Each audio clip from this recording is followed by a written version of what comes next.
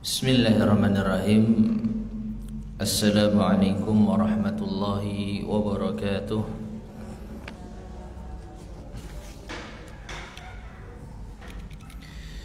Innal hamdalillah nahmaduhu wa nasta'inuhu wa nastaghfiruh wa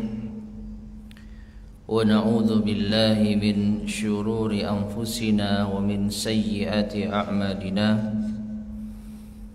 من يهده الله فلا مضل له ومن يضلل فلا هادي له وأشهد أن لا إله إلا الله وحده لا شريك له وأشهد أن محمدا عبده ورسوله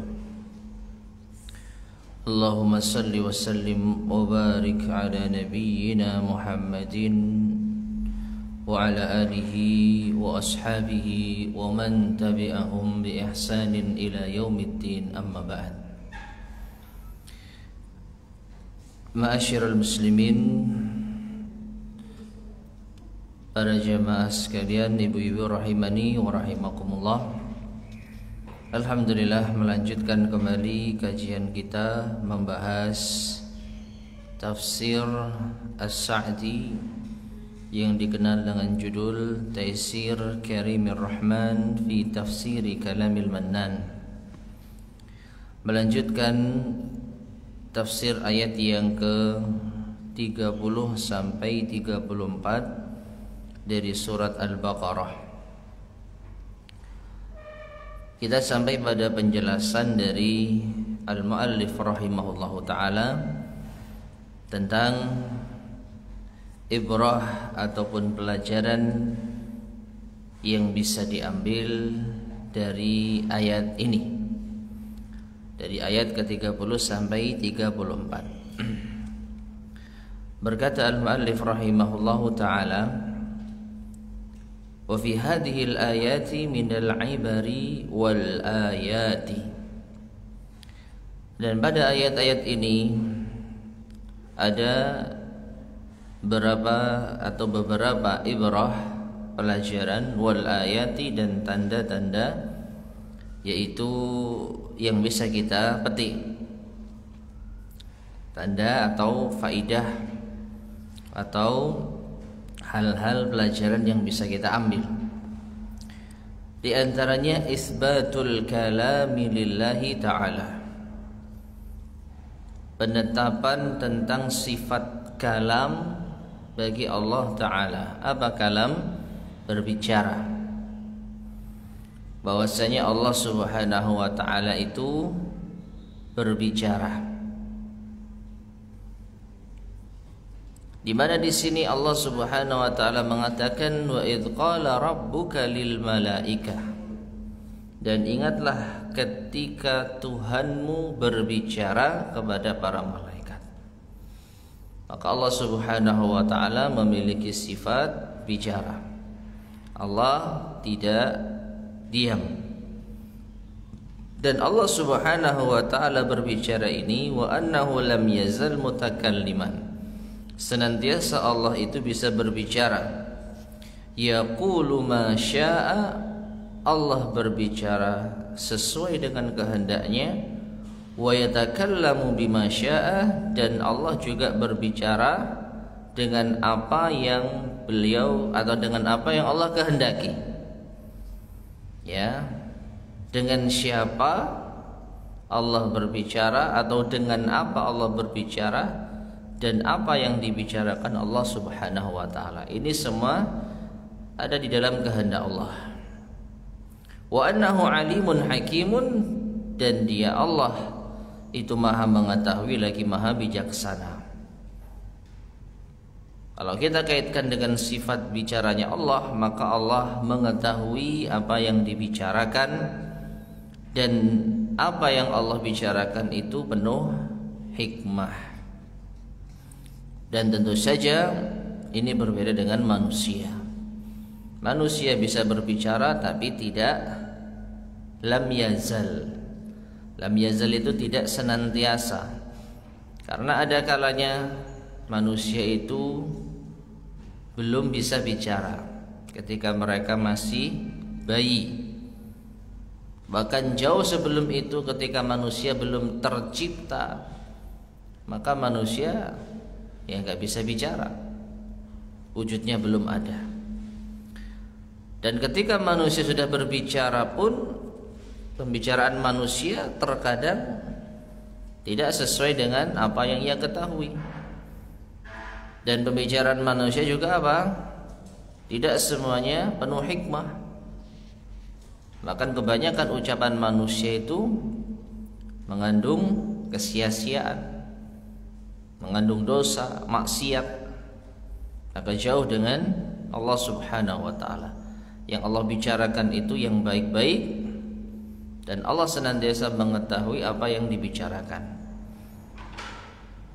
Oleh karena itu sifat bicara bagi Allah ini beda dengan sifat bicara bagi makhluk. Meskipun kedua-duanya memiliki apa? Sifat bicara. Dan ini perlu kita ketahui ma'asyar muslimin rahimani wa rahimakumullah. Karena alasan inilah sebagian kalangan dari kelompok Islam itu menolak sifat-sifat Allah Subhanahu wa taala.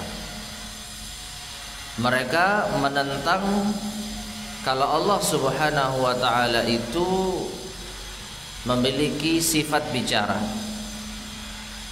Allah tidak berbicara, kata mereka. Kenapa? Karena kalau Allah itu bisa bicara akan sama dengan manusia. Manusia kan juga bicara. Maka kita katakan persamaan sifat itu tidak melazimkan persamaan zat. Saya ulangi, dua hal yang memiliki sifat yang sama itu tidak melazimkan keduanya adalah zat yang sama. Dari makhluk saja, ya, dari makhluk antara manusia dengan burung beo, keduanya bisa bicara. Ya, beo bisa berbicara meskipun itu hewan, tapi tidak sama hakikatnya. Manusia bicaranya ya seperti itu, sedangkan burung beo bicaranya juga seperti itu. Nah, ini antara sesama makhluk saja, sama-sama bisa bicaranya tapi zatnya berbeda. Itu antara makhluk, maka apalagi dengan Allah Subhanahu wa taala. Ketika kita menetapkan Allah itu bicara dan makhluk kita ini juga bicara, itu tidak melazimkan Allah sama dengan kita. Allah Tuhan secara zatnya ada di atas arsy, dan Allah Subhanahu wa taala bisa berbicara sesuai dengan kehendaknya, sesuai dengan ilmunya, sesuai dengan hikmahnya, yang tidak sama dengan bicaranya manusia. Jadi tidak perlu kita menolak sifat al-kalam. Bahkan tidak boleh ya kita menolak sifat al-kalam bagi Allah Subhanahu wa taala. Kita tetapkan apa adanya tanpa kita menyerupakan dengan makhluknya. Taib. Wa fihi, dan di dalam ayat-ayat ini pula terdapat pelajaran annal abda, bahwasanya seorang hamba idza khafiyat alaihi hikmatullah, apabila tersamarkan atas dirinya hikmah Allah, fi ba'dil makhluqat, pada sebagian makhluk, wal ma'murat, pada sebagian urusan, fal wajibu alaihi at-taslimu, maka yang wajib atasnya adalah at-taslimu, yaitu berserah diri. Wattihamu aqlihi, dan ia tuduh akalnya. Ya, artinya dia salahkan akalnya, bukan justru mendahulukan akalnya. Ya, karena kalau mendahulukan akal ya sama seperti para malaikat. Artinya dari segi malaikat itu berprasangka kalau makhluk yang namanya manusia itu berbuat kerusakan, menumpahkan darah, sehingga mengapa perlu untuk diciptakan? Karena malaikat tidak tahu. Ya, maka dari itu pelajaran dari hal ini, kalau kita nggak tahu hikmah Allah, tapi Allah sudah tetapkan dan Allah sudah putuskan, maka hendaknya kita berserah diri dan kita salahkan akal kita. Contoh yang paling mudah, ma'asyar muslimin rahimani wa rahimakumullah, terkait dengan salah satu fikih ya, atau adab atau apalah itu, ketika kita menjumpai lalat hinggap di minuman kita. Ada arahan dari Nabi SAW, idza waqa'ad dzubabu fi ina'i ahadikum falyaghmishu thumma liyatrah. Apabila ada lalat hinggap di salah satu bejana kalian, maka tenggelamkan lalu buang. Fa inna fi ihda janahaihi da'un wa fi akhirih dawa. Karena salah satu dari sayapnya itu ada racunnya dan sayap yang lain ada penawarnya. Ini hadis yang telah disabdakan oleh Nabi SAW, dan beliau kalau bersabda maka tidak salah. Hanya saja menurut akal kita barangkali kok menjijikkan misalnya. Kok seperti itu? Maka karena kita nggak tahu hikmahnya, kita terima saja hadis tersebut. Sami'na wa ata'na. Iya, kita terima dan kita akan berusaha mengamalkannya. Lalu kita salahkan akal kita dalam artian merasa jijik atau yang lainnya. Ini keliru. Yang benar apa yang disabdakan oleh Nabi SAW. Meskipun belakangan ketika sudah maju ilmu kedokteran, ilmu biologi dan lain sebagainya, konon katanya hadis Nabi SAW itu dibenarkan dengan penelitian yang ada. Ya, nah setelah itu baru manusia menerima. Maka ma'asyar muslimin rahimani wa rahimakumullah, kalau caranya seperti ini, maka mereka pada hakikatnya beriman dengan ilmu biologi, bukan beriman dengan Rasul sallallahu alaihi wasallam. Sehingga jadinya apa? Kalau sabda Rasul itu sesuai dengan pengetahuan ilmu biologi, mereka terima. Kalau belum terbukti maka nggak diterima. Maka ini pada hakikatnya tidak beriman kepada Rasul. Maka seorang muslim terima dulu apa yang disabdakan Rasulullah SAW, apa yang yaitu tetapkan oleh syariat, terima. Baik kita tahu hikmahnya atau tidak. Kalau kita tahu hikmahnya, maka kita semakin tenang. Ini menunjukkan benar. Kita semakin beriman, semakin yakin. Kalau kita nggak tahu hikmahnya, maka tetap kita beriman dengan hal tersebut. Ini ciri apa? Seorang mukmin. Setiap ada dalil yang datang, maka diimani dulu, diyakini dulu kebenarannya, meskipun akal kita mungkin menolak. Karena Islam sekali lagi bukan semata-mata agama akal. Ya, bahkan ada asar yang masyhur dari Ali bin Abi Thalib, seandainya agama itu semata-mata menggunakan akal, maka tentu bagian bawah sepatu itu lebih layak untuk diusap daripada bagian atasnya. Ini dalam bab fikih apa? Mashul khuffain, mengusap bagian atas sepatu, ya, sebagai ganti dari membasuh kaki ketika wudu. Ya. Jadi ada syariat seperti itu. Nah, yang kotor kan yang bawah. Tapi kenapa yang diperintahkan untuk diusap itu bagian punggung sepatu, atas sepatu?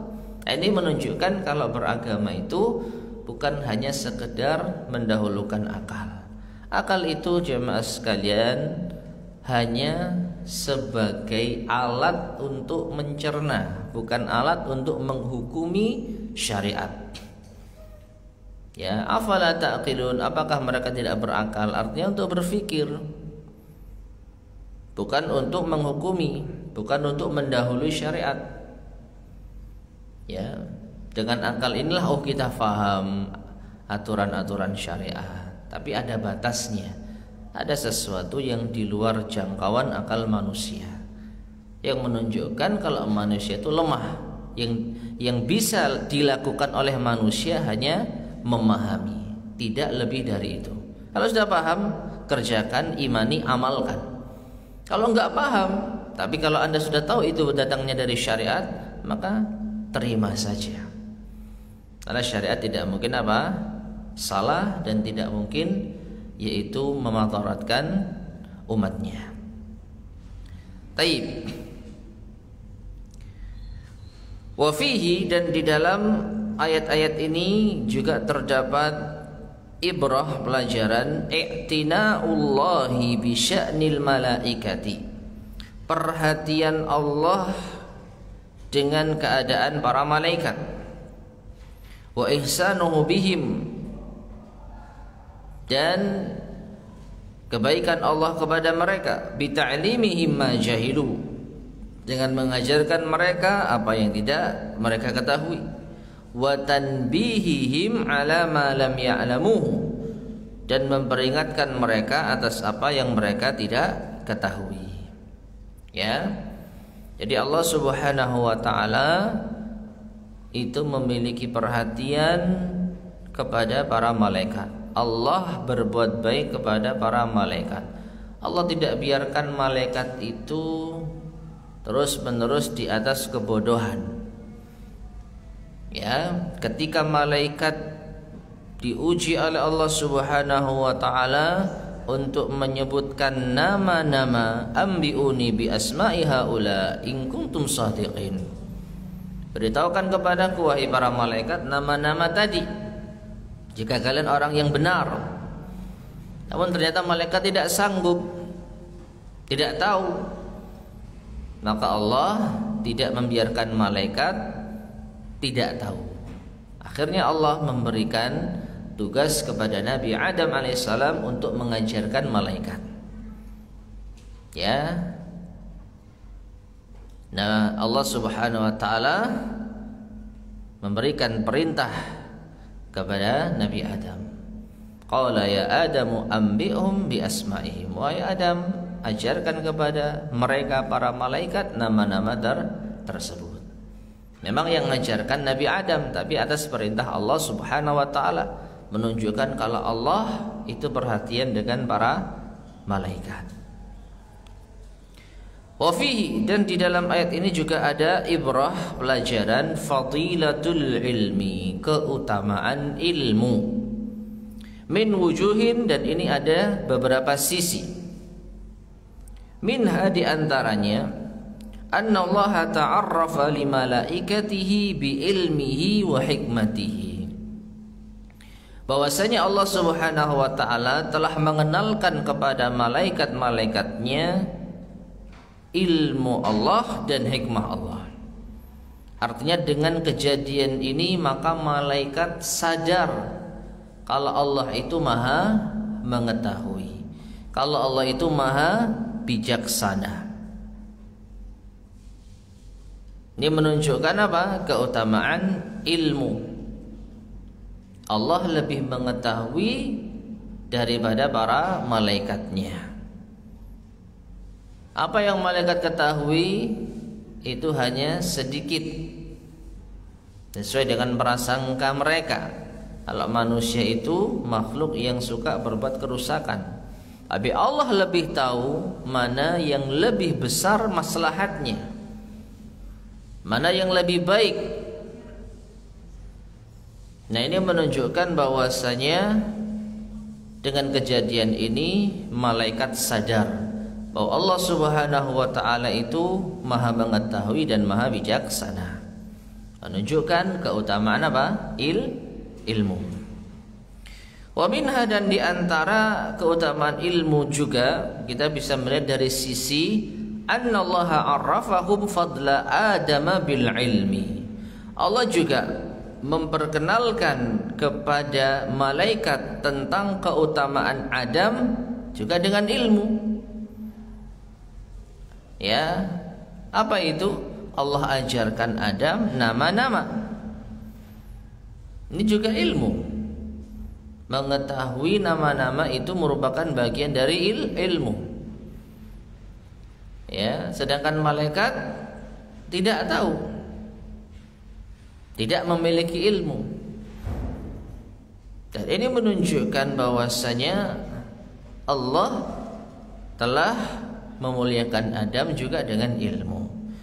Wa annahu afdalu sifatin takunu fil abdi, dan juga bahwasanya ilmu itu adalah sifat yang paling utama di dalam diri seorang hamba. Dan ini banyak jamaah sekalian rahimani wa rahimakumullah. Keutamaan ilmu itu sangat banyak sekali. Ya, bahkan di dalam syariat kita ada beberapa tinjauan yang menunjukkan bahwa manusia yang paling utama apabila dia memiliki ilmu. Di antaranya misalkan Allah berfirman, yarfa'illahu alladhina amanu minkum walladhina utul ilma darajat. Allah mengangkat derajat orang-orang yang beriman di antara kalian dan yang berilmu dengan beberapa tingkatan derajat. Ini menunjukkan ilmu dan iman di antara hal yang paling utama yang dimiliki oleh manusia. Demikianlah dengan ilmu, manusia akan semakin didekatkan dengan surganya Allah Subhanahu wa taala. Rasul sallallahu alaihi wasallam bersabda, "Wa man salaka tariqan yaltamisu fihi ilman, sahhalallahu lahu bihi tariqan ilal jannah." Barang siapa menempuh suatu perjalanan untuk menuntut ilmu agama, maka Allah akan mudahkan baginya jalan menuju surga. Ya.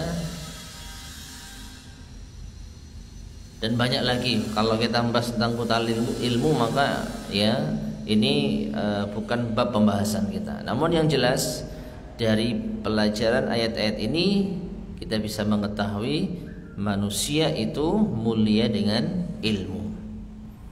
Taib. Kemudian wa minha, dan di antara keutamaan ilmu itu bisa kita lihat dari sisi annallaha amarahum bisujudi li Adam, bahwasanya Allah memerintahkan malaikat untuk sujud kepada Adam ikraman lahu, sebagai bentuk pemuliaan terhadap Adam. Lamma bana fadlu ilmihi, ini ketika jelas keutamaan ilmunya Adam. Artinya jemaah sekalian, ya, ketika Allah Subhanahu wa taala memperlihatkan kepada malaikat bahwasanya Adam itu lebih berilmu dibandingkan dengan malaikat, maka Allah perintahkan malaikat untuk sujud kepada Adam sebagai bentuk penghormatan. Yang kesimpulannya, Adam dihormati malaikat karena ilmu. Ya, karena ilmu.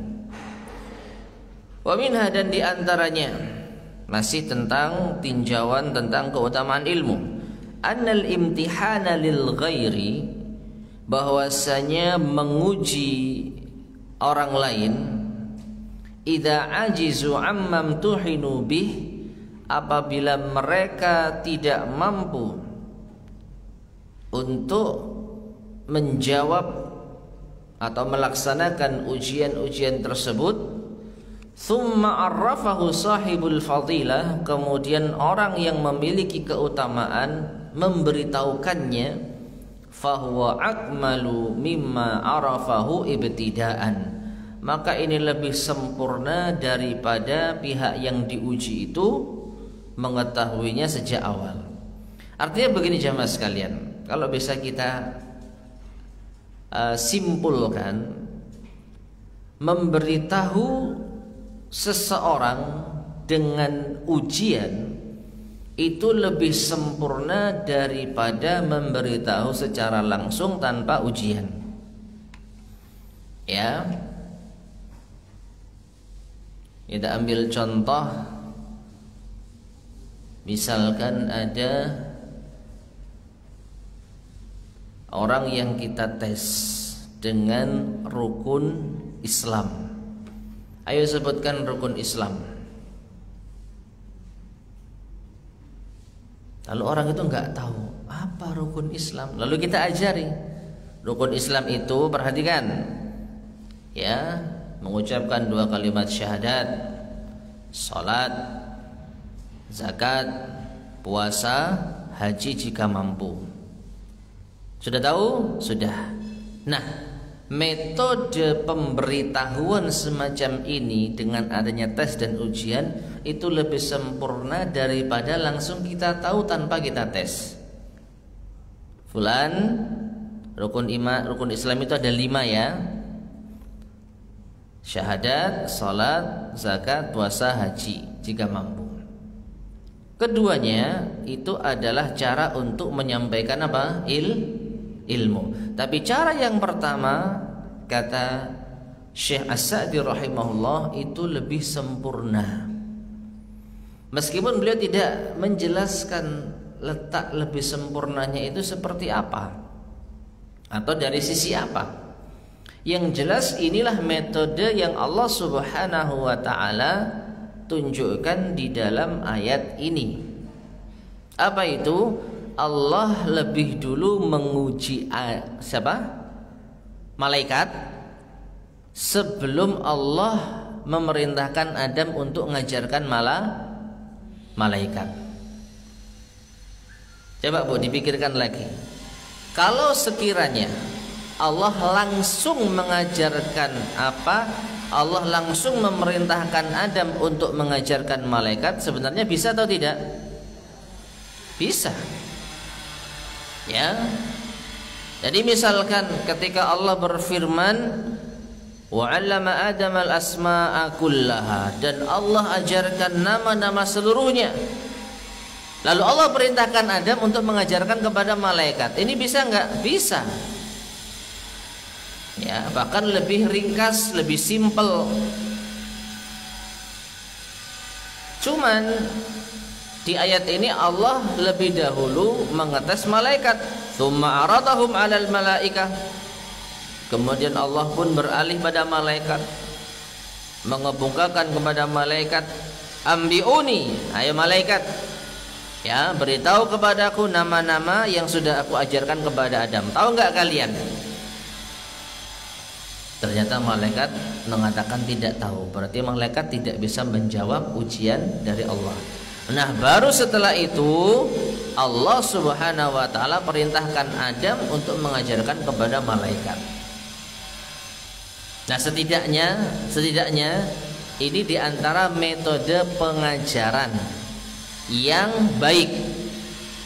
Nah, dari sini maka Syekh As-Sa'di menyimpulkan cara pengajaran seperti ini dengan tes itu lebih sempurna.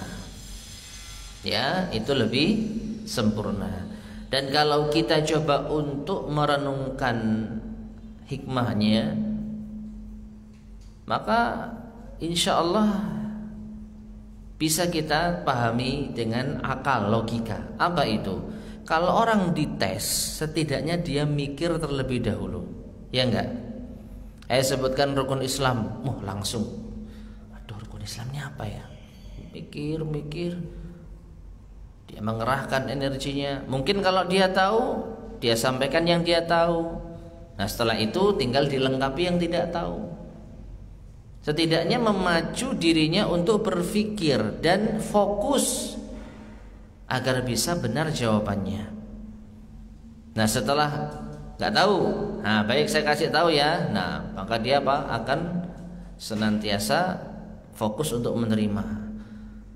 Ya, seperti kita dulu, kalau kita diajari guru kita di kelas gitu ya, Anak-anak ini ya catat, kita nyantai gitu ya, nggak perhatian. Tapi begitu dilempar sama apa? Kapur, ayo sebutkan tadi, langsung gini, aduh apa ini ya? Wis, dengarkan ya bapak ngomong, ini siapa? Nah, lebih masuk daripada apa? Gurunya ngajarkan tapi tidak melalui ujian.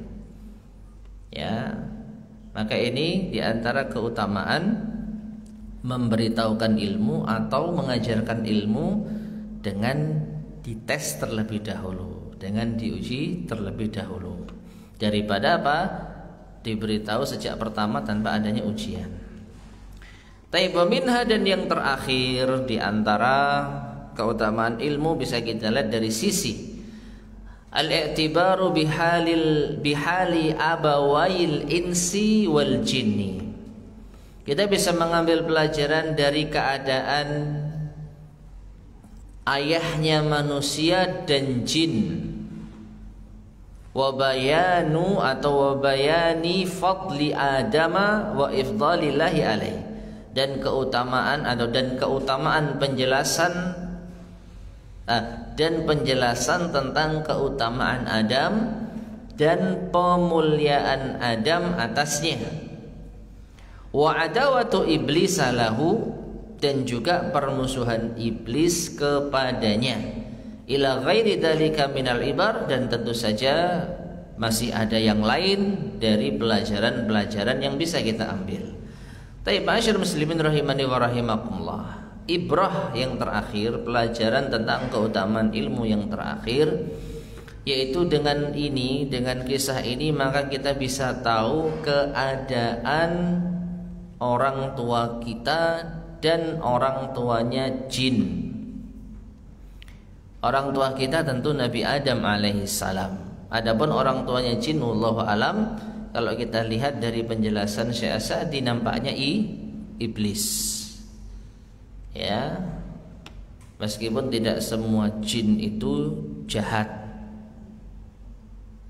Ya, tidak semua jin itu kafir.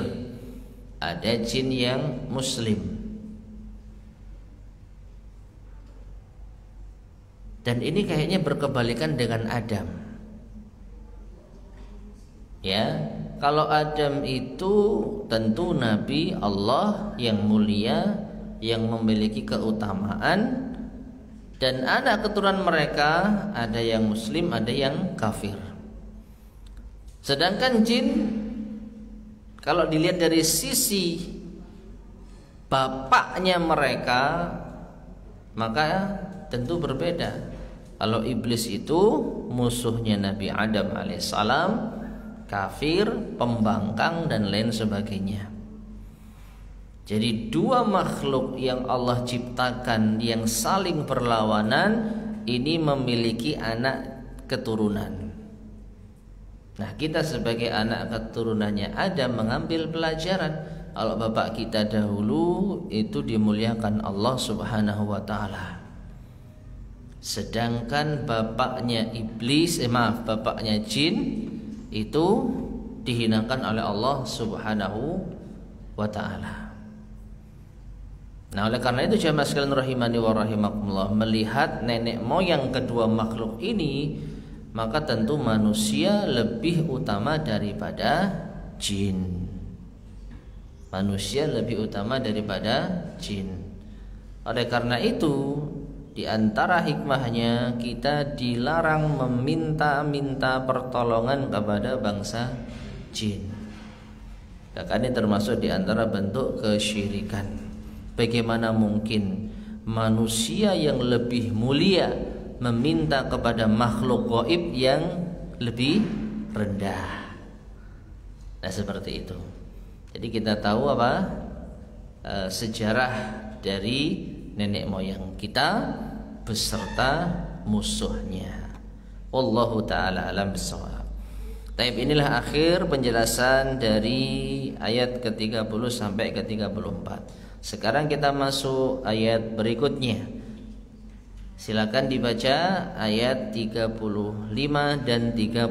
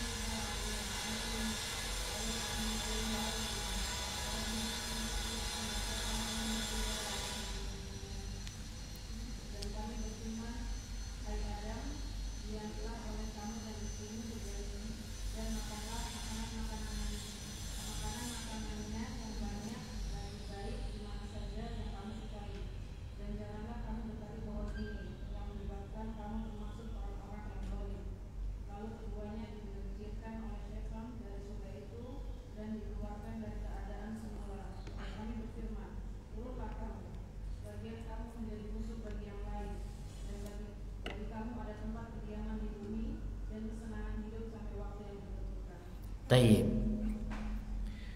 Selanjutnya ma'asyiral muslimin rahimani wa rahimakumullah, kita beralih kepada kehidupan Adam alaihissalam setelah Allah menciptakannya.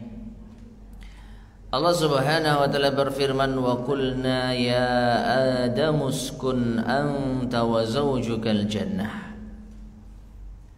Dan kami katakan, yaitu Allah, wahai Adam, tinggallah engkau dan istrimu di surga. Jadi ternyata Allah juga ciptakan bagi Adam pasangan. Wa kula minha ragadan haitsu syi'tuma, dan silahkan kalian berdua makan di surga dengan banyak dan penuh kenikmatan sesuai dengan apa yang kalian berdua kehendaki. Wala taqraba hadhihi syajarah, namun jangan kalian dekati pohon ini. Fatakuna minadh dhalimin, hingga kalian menjadi orang yang zalim.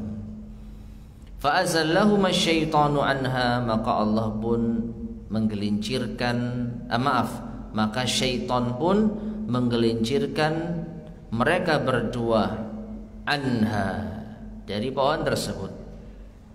Artinya dengan sebab setanlah Nabi Adam terjerumus ke dalam larangan Allah.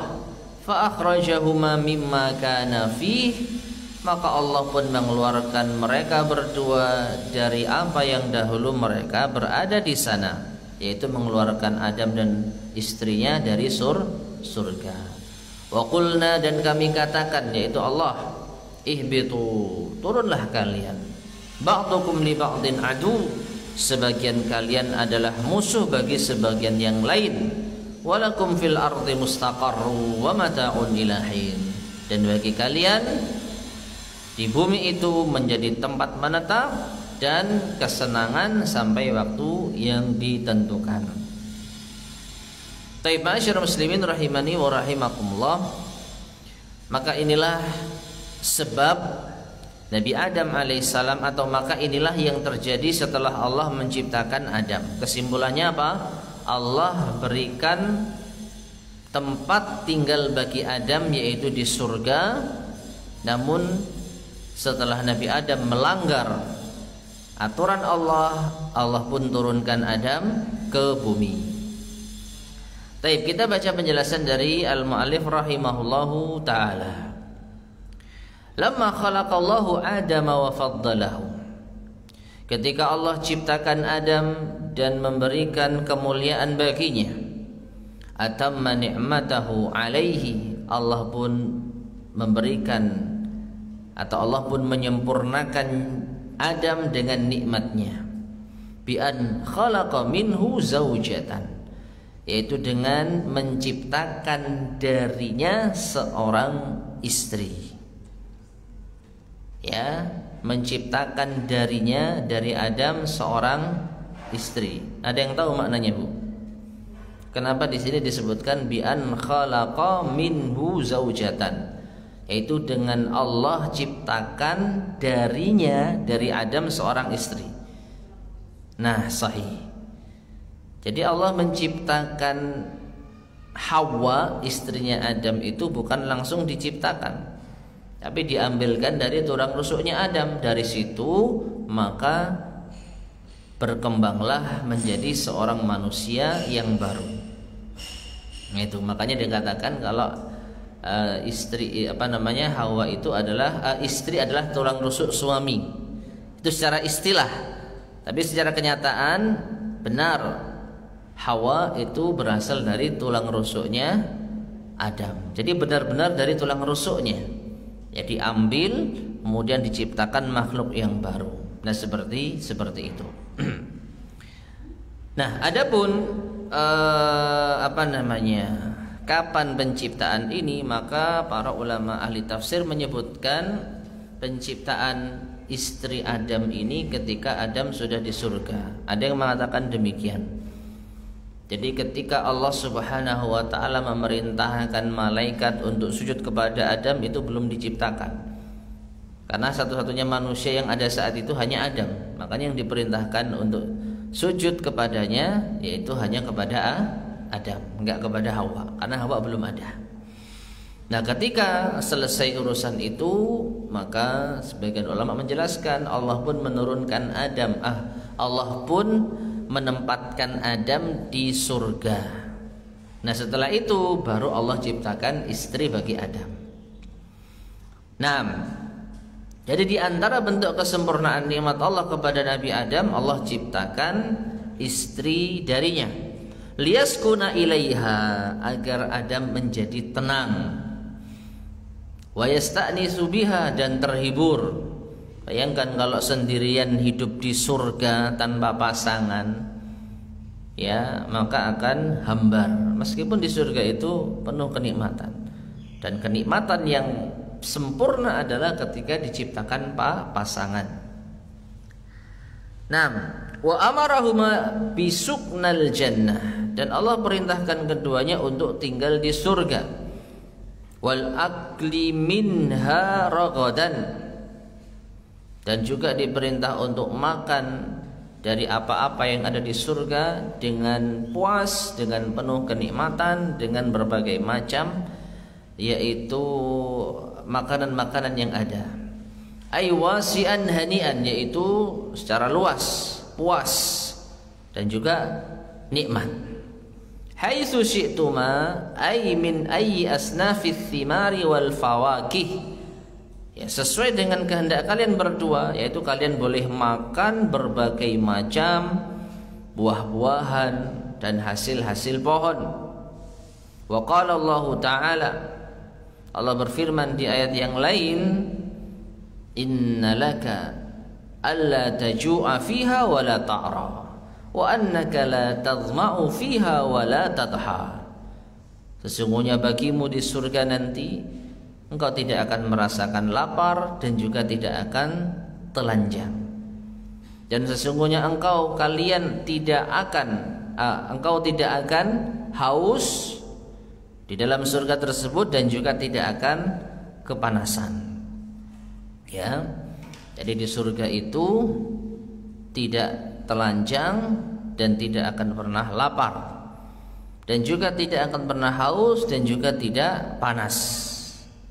Jadi di surga itu hawanya sejuk, tidak terlalu dingin dan juga tidak panas. Naam. Wala taqraba hadhihi syajarah, dan janganlah kalian berdua mendekati pohon ini. Dijelaskan di sini nau'un min anwa'i syajaril jannah.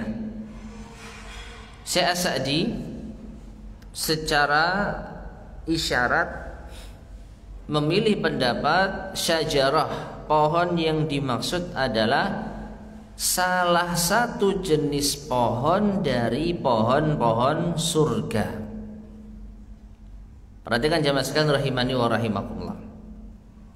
Jadi Allah melarang Nabi Adam untuk mendekati suatu pohon. Pohon apa?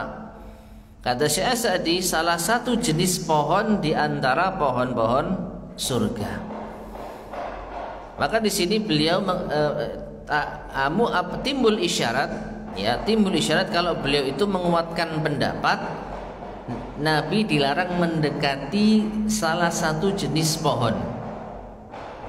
Nah, sedangkan sebagian para ulama yang lain ada yang berpendapat Nabi dilarang mendekati satu pohon. Bedanya apa jemaah? Bedanya apa? Kalau satu pohon, maka ya cuma satu ini.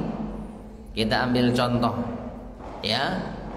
Ada pohon mangga, ada pohon durian, ada pohon jambu, wah banyak pohon pokoknya.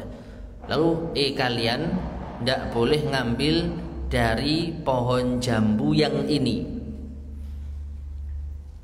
Pohon durian silahkan, pohon mangga silahkan, makan ambil sepuasnya. Pohon jambu silahkan, cuman jangan ambil dari pohon yang satu ini. Ya, ini makna dari apa? Yang dilarang itu satu pohon, hanya satu itu saja. Katakanlah pohon jambu, maka pohon jambu yang itu. Pohon jambu yang lain boleh. Nah, ada pula yang berpendapat, dan ini sebagaimana yang terisyaratkan dari penjelasan Asy-Sya'di, nau'un, salah satu jenis.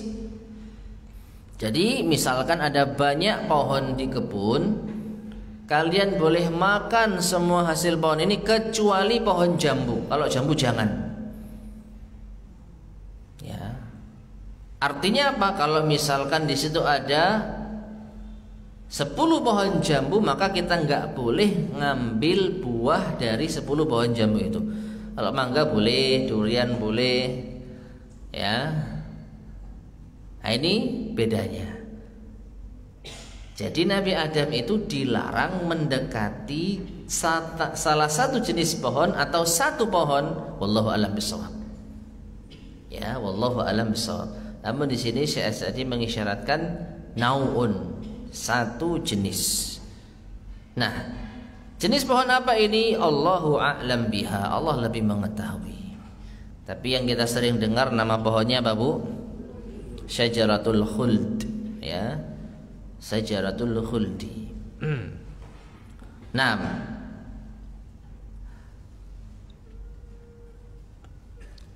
jadi Allah lebih mengetahui tentang pohon apa itu. Wa innama nahahuma anha imtihanan wa betilaan. Dan sesungguhnya Allah melarang keduanya, Adam dan istrinya, untuk mendekati pohon tersebut sebagai bentuk ujian dan cobaan.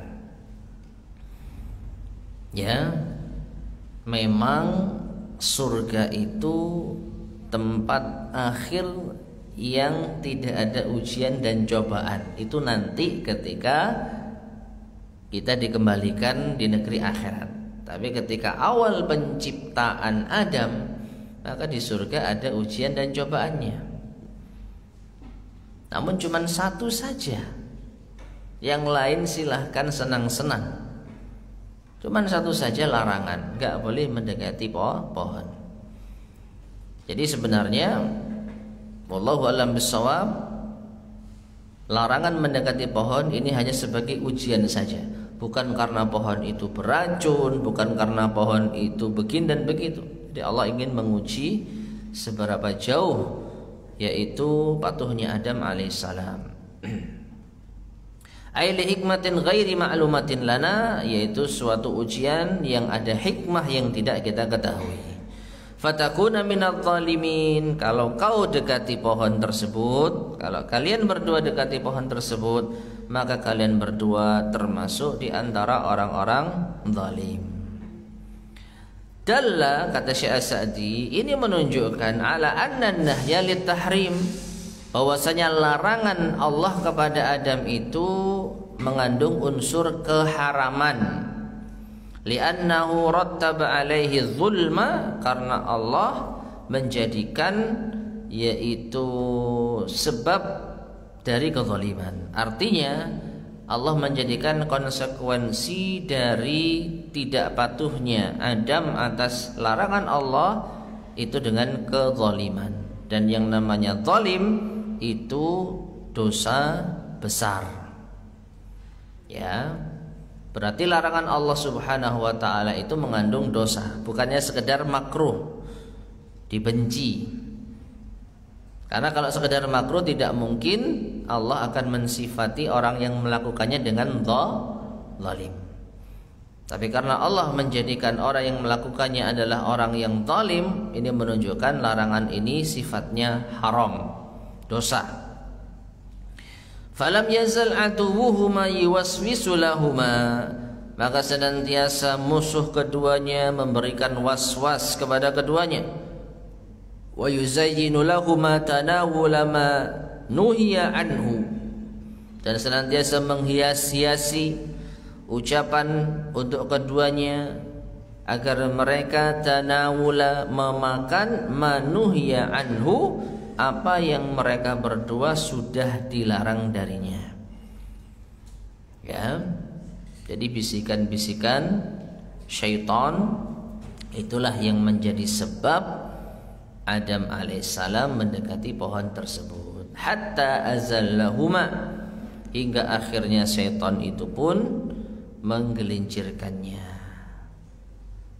Ai hamalaha 'ala zalali bitazinihi, yaitu hamalahuma, setan yang menjadikan keduanya tersesat atau tergelincir, bitazinihi, dengan ucapan-ucapan yang indah, dihias-hiasi dengan ucapan yang indah. Nah, dalam ayat yang lain, dalam firman Allah SWT yang lain yang menunjukkan kalau setan itu membujuk Adam dengan kata-kata yang indah, Allah berfirman, wa qasamahuma billah inni lakuma laminan nasihin. Wa qasamahuma, maka setan pun bersumpah, maksudnya dengan nama Allah, terhadap Adam dan Hawa dengan mengatakan, inni lakuma laminan nasihin, sesungguhnya aku bagi kalian berdua adalah seorang penasehat. Ya, lihat jemaah sekalian rahimani wa rahimakumullah, Allah dengan tegas melarang Adam mendekati pohon. Namun ternyata yang namanya manusia itu punya hawa nafsu, punya akal, itu bisa dikalahkan dengan godaan syaitan. Jelas-jelas sudah ada larangannya, tapi tetap saja Nabi Adam alaihissalam tertipu dengan syaitan, karena syaitan menghiasi sesuatu dengan indah. Syaitan mengatakan, demi Allah, aku itu memberi nasihat bagi kalian berdua. Nasihat itu baik atau tidak? Baik. Ya, nasihat itu baik dan indah. Tapi karena yang menyampaikan syaitan, maka tentu nasihat itu hanya sekedar tipu daya. Dan yang terjadi pada manusia, jemaah sekalian rahimani wa rahimakumullah, terkadang kita sudah tahu ini suatu keburukan jelas, tapi yang namanya bisikan-bisikan itu senantiasa ada. Ya, alah cuman sebentar aja kok. Alah sekali aja loh, cik pernah jajal. Ya, ini bentuk apa? Nasihat dari siapa? Syaitan. Kita tahu hukumnya haram, dilarang, tahu kita. Tapi namanya syaitan itu nggak kalah pinter dari segi tipuan, tipu dayanya. Ya, alah nggak apa-apa, nanti kan bisa tobat. Ya, sering ya kita merasa seperti itu. Ya itulah gangguannya syaitan. Dan ini pernah terjadi pada bapak kita Nabi Adam alaihissalam. Dan inilah sifat manusia, mudah tertipu. Namun Allah sayang sama kita. Setelah kita ketipu, Allah tidak langsung menghukum kita. Ada kesempatan untuk bertaubat. Nah, tinggal kita ambil gak kesempatan itu. Nah ini, jadi kita sudah salah, sadar.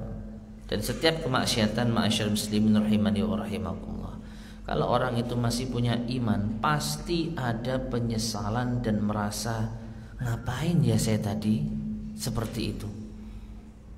Ya, setelah kita melakukan maksiat, setelah maksiat itu hilang nikmatnya, maka kita merasa ternyata nggak ada nikmatnya sekarang. Justru saya menyesal, merasa bersalah, khawatir, takut. Nah disitulah Allah berikan kesempatan untuk taubat.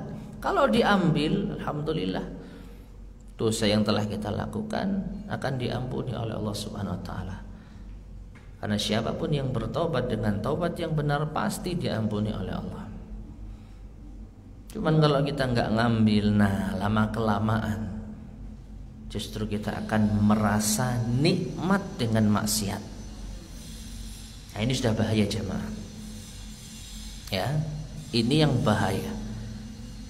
Kalau iman kita kuat, lalu kita suatu ketika kita tertipu dengan bisikan syaitan, lalu kita terjerumus, maka yakin setelah itu pasti menyesal. Astagfirullah, ya Allah, ya Allah, saya sudah tahu salah, tapi namanya setan, hawa nafsu. Nah ini penyesalan. Nah ini kalau kita manfaatkan untuk taubat, maka yakinlah, kalaupun nanti jatuh pada maksiat yang sama, kita akan merasa nyesel juga. Dan penyesalan ini kita butuhkan jamaah untuk menjemput taubat. Tapi kalau kita setelah nyesel terus nggak taubat, kalau kita digoda lagi, loh ternyata yang kemarin nggak enak sekarang enak, akhirnya kita merasa nyaman dan enak dengan maksiat. Inilah yang dikhawatirkan. Karena apa? Kalau sudah tidak ada perasaan bersalah, tidak ada perasaan dosa, maka sulit untuk diharapkan taubatnya. Ini yang jadi masalah. Ya. Oleh karena itu setan itu pintar. Tapi Allah Subhanahu wa taala sayang sama kita. Masih ada kesempatan untuk bertaubat. Maka setan senantiasa menghiasi dengan ucapan-ucapannya agar Adam itu tertipu. Faqtarra bihi wa ata'ahu, maka keduanya pun tertipu dengan syaitan. Akhirnya setan pun mentaati, yaitu nasihatnya, menerima nasihat dari iblis atau syaitan. Fa akhrajahuma mimma kana fihi minan na'imi war-raghdi, maka setan pun mengeluarkan, artinya menjadi sebab keluarnya Adam dan istrinya setelah mereka berdua berada di tempat yang penuh dengan kenikmatan, waragad yang melimpah, yang luas, yang puas. Wa uhbitu ila dari ta'bi wan nasabi wal mujahadah, dan akhirnya Adam dan istrinya pun diturunkan di negeri yang penuh dengan kelelahan, kepenatan dan perjuangan. Mana ini? Dunia. Ya. Setelah berada di negeri yang penuh dengan kenyamanan, kenikmatan, tidak ada lelah, maka gara-gara yaitu syaitan, Adam pun akhirnya tergelincir sehingga diturunkan di negeri yang jauh berbeda dengan sebelumnya. 6. Ba'dukum li ba'din adu, sebagian kalian adalah musuh bagi sebagian yang lain. Ai, yaitu Adam wa dzurriyyatuhu, Adam dan anak keturunannya adalah a'da'u li iblis wa dzurriyyatihi, musuh dari iblis dan anak keturunannya. Ya, jadi di sini wallahu a'lam bissawab, ba'dukum li ba'din adu ini diarahkan kepada dua jenis makhluk.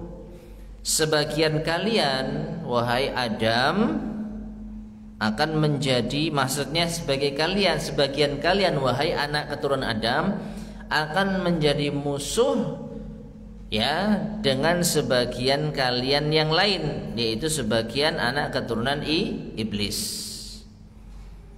Sebagian anak keturunan Adam akan menjadi musuh bagi sebagian jin. Ya kan seperti itu.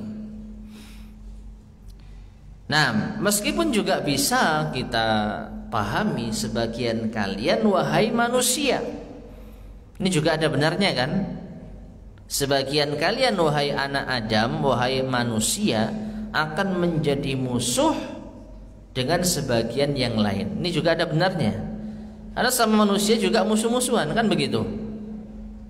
Ya, tapi sini Syekh As-Sa'di wallahu a'lam bishawab menjelaskan sebagian kalian, ya kalian manusia akan menjadi musuh dari iblis dan anak keturunannya. Nah, dari sini berarti bisa kita simpulkan iblis yang merupakan syaitan berhasil menipu Adam alaihissalam sehingga Adam melanggar perintah Allah Subhanahu wa taala. Ada satu pembahasan jemaah sekalian rahimani wa rahimakumullah yang mungkin tidak terfikirkan oleh kita, tapi ini dijelaskan oleh para ulama ahli tafsir. Dibahas maksudnya. Setelah Adam alaihissalam dimuliakan dengan sujudnya malaikat kepadanya, dan dihinakannya iblis, maka Adam dimasukkan ke dalam surga yang penuh dengan kenikmatan. Nah, karena iblis ini sudah nampak keburukannya dan sudah jelas pembangkangannya, maka logikanya iblis ini tidak ditempatkan di surga, kan begitu, Bu? Ya, jadi Nabi Adam diletakkan di surga yang penuh dengan kenikmatan sebagai bentuk pemuliaan Allah. Iblis di mana? Wallahu alam.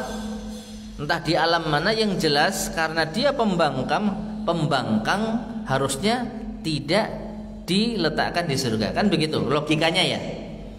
Gak pantas kan iblis masuk surga? Pantas gak? Surga ini bagi orang-orang yang mulia, bagi makhluk yang mulia. Iblis sudah jelas pembangkangannya. Nah, tapi pertanyaannya, kalau iblis itu enggak di surga, kok bisa memberikan bisikan kepada Adam alaihissalam? Ada yang pernah tahu enggak penjelasannya? Dulu belum ada WA, jadi iblis enggak bisa WA-an sama Adam. Nggak ada alat komunikasi. Dan makan entah pohon itu, gitu ya. Meskipun iblis di bumi, Adam di surga, kalau ada koneksi bisa kontak-kontakan, tapi dulu belum ada. Gimana caranya? Ada beberapa penjelasan para ulama yang wallahu a'lam bishawab ya. Saya sendiri tidak tahu hadisnya sahih atau tidak, atau bukan hadis tapi riwayat asar. Biasanya kalau semacam ini diambil dari kisah-kisah Israiliyat. Jadi ada beberapa kemungkinan. Ada yang mengatakan iblis itu ketika masuk surga, dia tidak menjadi makhluk yang namanya iblis, tapi dia menjadi makhluk ular. Jadi iblis gak boleh masuk surga dalam bentuk wujud aslinya. Tapi kalau dia dihinakan dengan bentuk hewan yang hina seperti ular misalnya, maka bisa.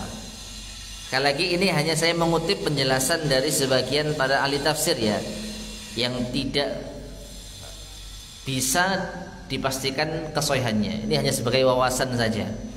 Ya, jadi iblis masuk ke surga berwujud ular. Dari situlah dia bisa membisikkan kepada Adam. Ini ada yang mengatakan demikian. Ada yang mengatakan iblis ini dari kejauhan bisa membisikkan Adam. Jadi meskipun iblis itu di bumi, di dunia, Adam di surga, namun iblis memiliki kemampuan untuk membisikkan sesuatu dari jarak jauh. Dan nampaknya ini yang lebih masuk akal. Wallahu a'lam bishawab. Ya. Jadi di sini Allah Subhanahu wa taala ya mentakdirkan ini terjadi. Ya, meskipun iblis sudah dilaknat atau dihinakan, namun iblis masih diberi kesempatan untuk menguji manusia. Dalam hal ini yang pertama kali adalah Adam alaihissalam. Jadi meskipun iblis tidak berada di surga, namun bisikannya dari jarak jauh itu bisa sampai ke Adam alaihissalam.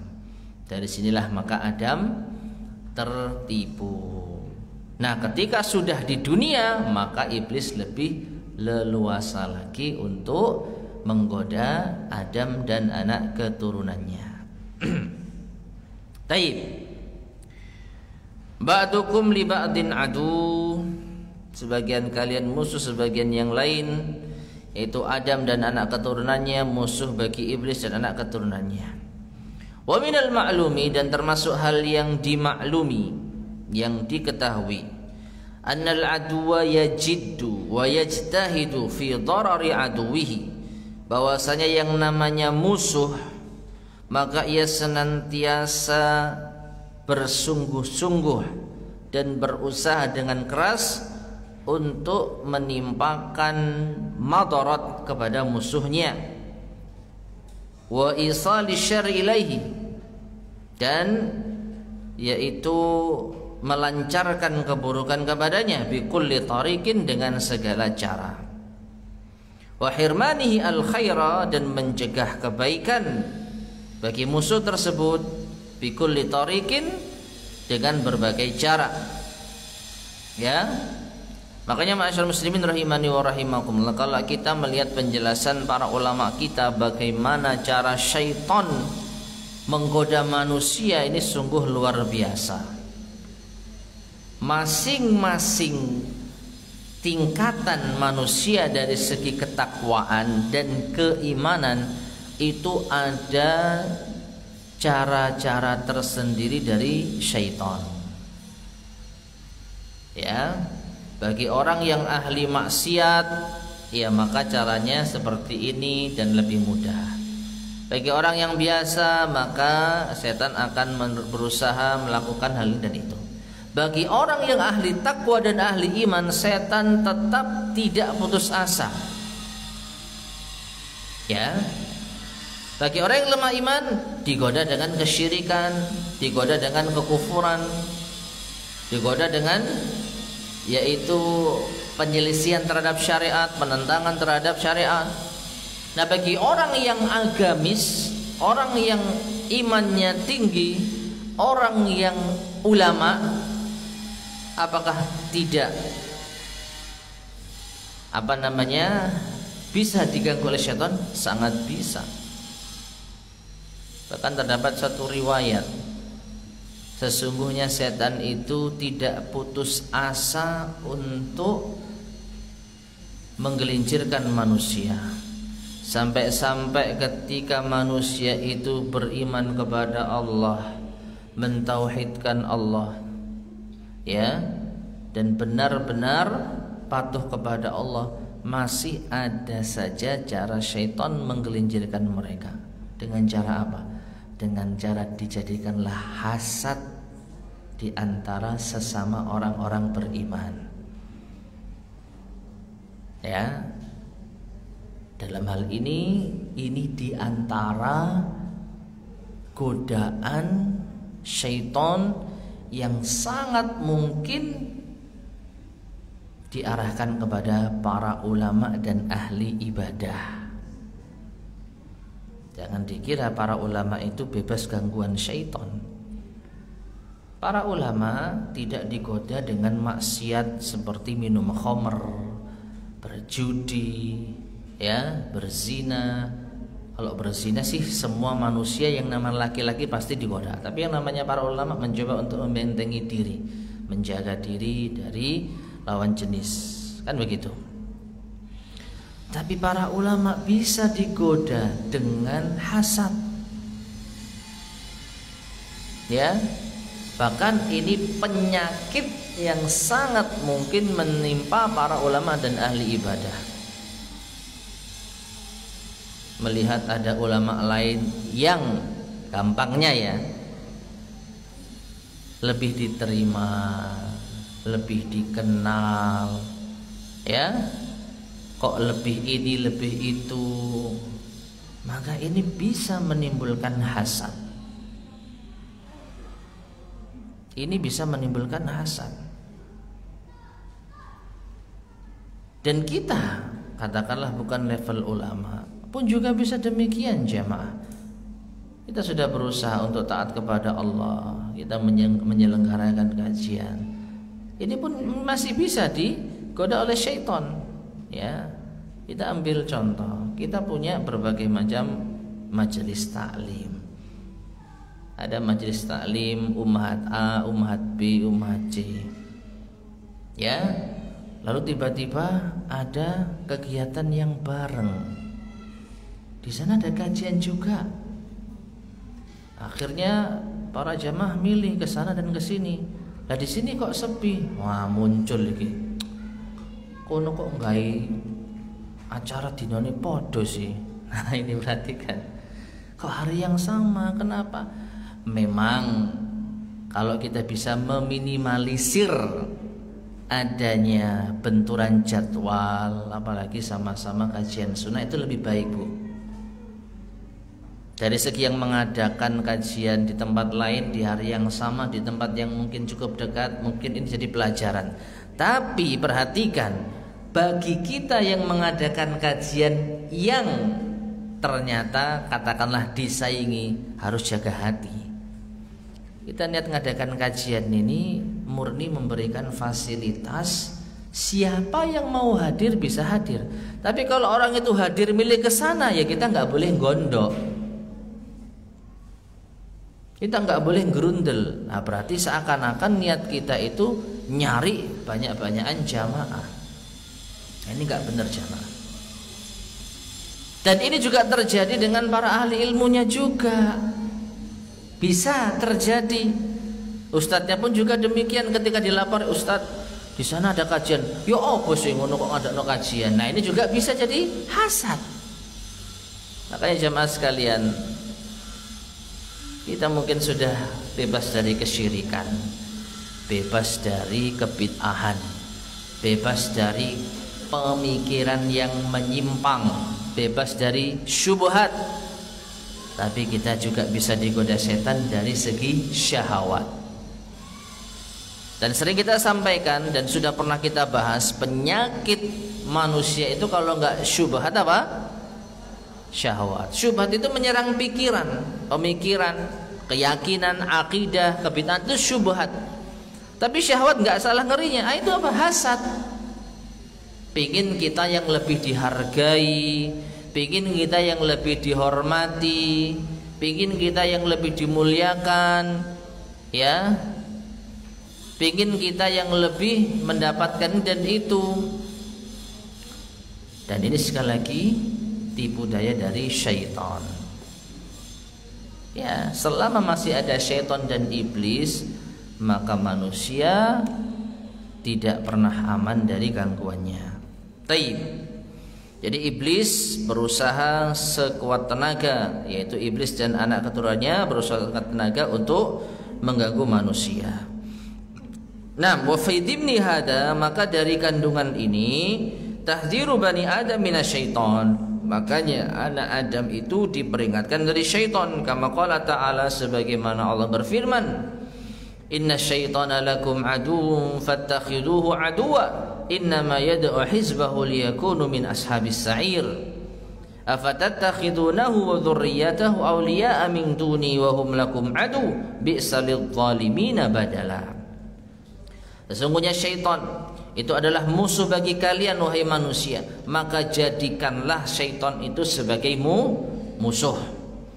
Sesungguhnya mereka atau dia syaitan itu menyeru golongannya agar mereka menjadi penghuni neraka. Jadi setan itu punya program cari teman, ya, karena mereka sudah dipastikan masuk neraka, maka mereka cari teman sebanyak-banyaknya. Maka apakah kalian menjadikan iblis dan anak keturunannya sebagai penolong, wali bagi kalian selain aku, kata Allah, sedangkan mereka itu musuh kalian? Maka itulah sebaik-baik, yaitu maka itulah seburuk-buruknya bagi orang-orang yang zalim di dalam mencari pengganti. Kita sudah diberi, yaitu apa? Arahan-arahan Allah. Allah itu menjadi wali penolong bagi kita, tapi justru kita menjadikan iblis wali kita. Tsumma dzakara muntahal ihbat ilal ard. Kemudian Allah menyebutkan pada akhirnya diturunkannya manusia itu ke bumi. Faqal, Allah berfirman, walakum fil ardi mustaqar, ai maskanun wa qararun, kalian menjadi tinggal dan menetap di bumi. Wa mata'un ilahin, dan kesenangan sampai waktu yang ditentukan, yaitu inqidau ajalikum, ketika sampai ajal kalian. Jadi ma'asyar muslimin rahimani wa rahimakumullah, manusia masih bisa bersenang-senang di dunia, tapi tentu kesenangannya berbeda. Sampai waktu yang ditentukan, Tsumma tantaqiluna minha lid-daril lati khuliqtum laha. Kemudian kalian akan berpindah dari dunia menuju negeri allati khuliqtum laha, yang kalian benar-benar diciptakan untuknya. Wa khuliqat lakum, dan juga negeri itu diciptakan bagi kalian, yaitu negeri apa? Akhirat. Ya. Setelah kalian tinggal di dunia, maka kalian akan berpindah ke negeri akhirat. Fafiha, maka di dalamnya anna muddata hadhil hayah. Di dalam kejadian ini kita bisa mengambil pelajaran. Anna muddata hayati atau anna muddata hadhil hayati, bahwasanya masa berlaku kehidupan ini muaqqatatun, itu hanya waktu yang ditentukan, tidak selamanya maksudnya. Muaqqatatun itu artinya waktu yang sementara, aridatun akan berlalu. Laisat maskanan hakikian, bukan tempat yang hakiki. Dunia itu bukan tempat menetap yang hakiki. Wa innama hiya ma'barun, dunia itu hanya tempat melintas, cuman lewat kita. Yatazawwadu min halitil kadar, kita bisa mengambil bekal untuk menuju negeri yang itu, negeri akhirat. Wala ta'muru lil istiqrar, dan juga dunia itu bukan tempat untuk dihuni, menetap. Jadi insyaallah sering kita dapatkan pelajarannya, sering kita dapat nasihat dengannya. Ya, seperti itu. Maka ini pelajaran kalau dunia itu hanya sementara, jemaah. Taib, yang terakhir, fatalaqa Adamu, maka Adam pun talaqqa, ay talaqqafa wa talaqqana, yaitu mengambil dan menerima. Jadi makna talaqqa itu mengambil dan menerima. Wa alhamahullahu min rabbihi kalimatin, dan Allah mengilhamkan kepadanya, kepada Adam, kalimat, yaitu ucapan, wahya qauluhu rabbana zalamna anfusana. Ini diantara tafsir ayat dengan tafsir yang lain, dengan ayat yang lain. Perhatikan jemaah, kita tahu doa rabbana zalamna anfusana wa illam taghfir lana wa tarhamna lanakunanna minal khasirin. Doa inilah yang dimaksud dari kalimat yang Allah atau yang diucapkan oleh Adam kepada Allah. Ya, fatalaqqa Adamu min rabbihi kalimatin, maka Adam mengambil ucapan dari Tuhannya. Artinya Adam diajarkan untuk membaca sesuatu oleh Allah. Dan apa bacaannya? Ya tadi rabbana zalamna anfusana. Jadi Adam disuruh mengucapkan itu. Fa'tarafa bidzambihi, maka Adam pun mengakui dosanya. Wa sa'alallaha maghfiratahu, lalu Adam meminta kepada Allah ampunannya. Fataballahu alaihi, maka Allah pun menerima taubatnya. Wa rahimahu, dan merahmatinya. Innahu huwat tawwab, karena Allah itu maha penerima taubat. Liman taba ilaihi wa anaba, bagi siapa yang bertobat kepadanya dan kembali kepadanya. Ya, jadi inilah bentuk kasih sayang Allah Subhanahu wa taala. Adam salah dan tergelincir, lalu mengakui kesalahan dan bertobat, maka Allah menerima taubatnya. Yang pada akhirnya nanti Nabi Adam alaihissalam pun juga dimasukkan ke surga lagi. Nah, perhatikan di sini yang terakhir, Syekh As-Sa'di menjelaskan wa taubatuhu naw'ani. Cara Allah menerima taubat itu dengan dua macam. Yang pertama, taufiquhu awalan, Allah memberikan taufik pertama kali. Jadi pertama kali Allah memberikan taufik. Jamaah sekalian, orang bertobat itu butuh taufik Allah. Karena semua tahu maksiat itu maksiat, dosa itu dosa, tapi tidak semua bertaubat. Yang bertaubat pun tidak semuanya segera. Ya, ada yang bertaubatnya segera dan ini yang diharapkan. Ada yang bertobatnya nanti saja. Maka taufik untuk bertobat itu datangnya dari Allah Tabaraka wa Ta'ala. Maka ini cara yang pertama atau tahap pertama Allah menerima taubat dengan memberikan taufik kepada hamba untuk bertobat. Tsumma qabuluhu litaubah, kemudian tahap berikutnya Allah menerima taubatnya. Idza ijtama'at syurutuhuma atau idza ijtama'at syurutuha tsaniyan. Ya, jadi yang pertama Allah memberikan taufik agar hamba itu bertaubat. Lalu yang kedua Allah akan menerima taubatnya apabila hamba tersebut telah memenuhi persyaratan taubat. Dan persyaratan taubat setidaknya ada 3. Yang pertama apa, Bu? Yang pertama menyesal. Yang kedua bertekad untuk tidak mengulangi. Perhatikan, bukan tidak mengulangi ya. Karena kalau mengulangi atau tidak ini tentu di luar kemampuan manusia. Artinya begini, Bu, kalau syarat diterima tobat tidak mengulangi, maka semua kita nggak akan diterima tobatnya. Wong kita ngelakukan dosa setelah bertobat kadang kita ulangi. Lalu yang benar bagaimana?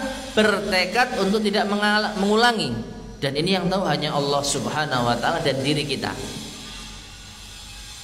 Dan yang ketiga, kalau itu terkait dengan hak sesama maka harus diselesaikan ya. Yang punya utang bayar, yang pernah zalim ya minta maaf. Jadi untuk yang ketiga ini harus dilakukan kalau kita punya urusan dengan sesama manusia. Kita sudah taubat kepada Allah sampai nangis-nangis, kita menyesal nggak akan mengulangi, tapi kita masih belum menyelesaikan urusan dengan yang lain, maka Allah tidak menerima taubat kita atau belum. Ya seperti itu. Ya. Dan yang terakhir, innahu huwat tawwabur rahim. Allah itu ar-rahim, maha mengasihi bi ibadihi, hamba-hambanya. Wa min rahmatihi bihim, dan termasuk di antara rahmat Allah kepada hamba-hambanya an waffaqahum litaubah wa afa anhum wa safaha, bahwa Allah memberikan taufik mereka untuk bertaubat, Allah memaafkan mereka dan mengampuni mereka. Ma'asyiral muslimin rahimani wa rahimakumullah, inilah mungkin yang bisa kita pelajari dari tafsir ayat yang ke-35 dan 36 dari surat Al-Baqarah. Wallahu ta'ala a'lam bishawab. Mungkin ini yang bisa kita sampaikan, semoga bermanfaat. Sebelum kita akhiri, barangkali ada yang disampaikan, monggo silahkan.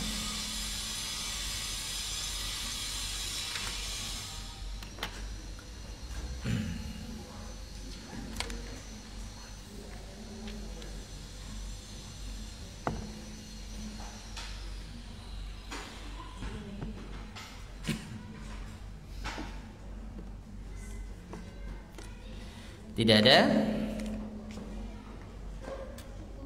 Baik, kita cukupkan sekian. Mudah-mudahan bermanfaat. Kurang lebihnya saya mohon maaf.